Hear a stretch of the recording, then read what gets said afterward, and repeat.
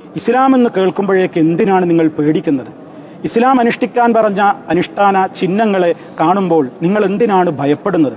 അങ്ങനെ ഒരു മതത്തെ മാത്രം പ്രത്യേകമായി കണ്ട് അവരെക്കുറിച്ച് എവിടെയും വെറുപ്പ് ഉൽപ്പാദിപ്പിച്ച് അവരെ കാണുന്നത് പോലും വലിയ ഭീകരമായ ഒരു സ്വഭാവത്തിലേക്ക് എന്തിനാണ് നിങ്ങൾ കൊണ്ടുപോകുന്നത്?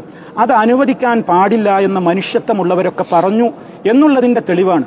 2 മാസം മുമ്പ് വരെ ലോകാടിസ്ഥാനത്തിൽ UN, നമ്മുടെ യുണൈറ്റഡ് നാഷൻസ്, ഐക്യരാഷ്ട്ര കൃത്യമായ നിലക്കുള്ള തീരുമാനമാണ് ഐക്യരാഷ്ട്രസഭയുടെ തീരുമാനം.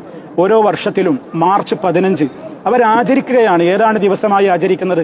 ഇസ്ലാമോഫോബിയ വിരുദ്ധ ദിനമായിട്ട് മാർച്ച് 15 എല്ലാ വർഷവും ഇപ്പോൾ ആചരിക്കാൻ തുടങ്ങി. എന്തുകൊണ്ടാണ് അങ്ങനെ ചെയ്യേണ്ടി വന്നത്? തെരഞ്ഞു പിടിച്ചു ഒരു സമൂഹത്തെ ക്രൂശിക്കുകയാണ്. അവരുടെ താടി കാണുമ്പോൾ പേടി, ഒരുമിച്ച് യാത്ര ചെയ്യാൻ വയ്യ, അടുത്ത് താമസിക്കാൻ വയ്യ. അവരെ കാണുമ്പോൾ തന്നെ നിങ്ങൾ അവരെ പേടിക്കേണ്ട ഒരു വിഭാഗമാണ്. ഇസ്ലാം എന്ന് പറഞ്ഞാൽ ഭീകരതയാണ്, പേടിക്കേണ്ട കാര്യമാണ്.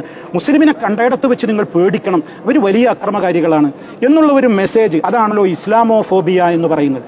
അങ്ങനെ ഒരു വെറുപ്പ് ഉൽപ്പാദിപ്പിക്കുന്ന കൊണ്ടുപിടിച്ച ശ്രമം രാജ്യത്ത് നടക്കുമ്പോൾ നമ്മളെല്ലാവരും മനസ്സിലാക്കണം ഇസ്ലാം എന്താണെന്ന്. അത് പഠിക്കാൻ വിശുദ്ധ ഖുർആനും പ്രവാചക ചര്യകളുമാണ് നമ്മൾ മാനദണ്ഡമാക്കേണ്ടത്.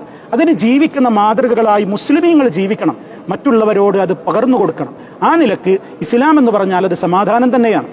അത് വെറുതെ പറയുന്നതല്ല, സമാധാനമാണ് അതിൻ്റെ മുഴുവൻ ജീവിതത്തിലും. മനുഷ്യൻ്റെ അഭിമാനവും രക്തവും സമ്പത്തും ഒക്കെ ഞാൻ നേരത്തെ സൂചിപ്പിച്ചില്ലേ, അതൊക്കെ വളരെ കൃത്യമായി നമ്മുടെ ജീവിതത്തിൽ ഉണ്ടാകണം.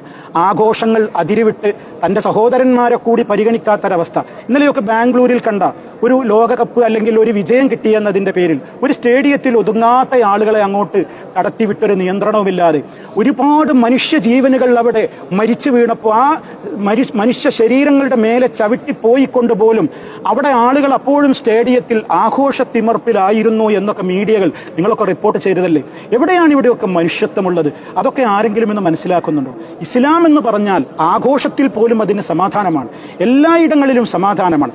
ആ സമാധാനത്തിൻ്റെ ജീവിക്കുന്ന മാതൃകകളായി മാറുവാൻ എല്ലാ അർത്ഥത്തിലും നമുക്ക് എല്ലാവർക്കും കഴിയട്ടെ എന്ന് ആത്മാർത്ഥമായി പ്രാർത്ഥിക്കുന്നു.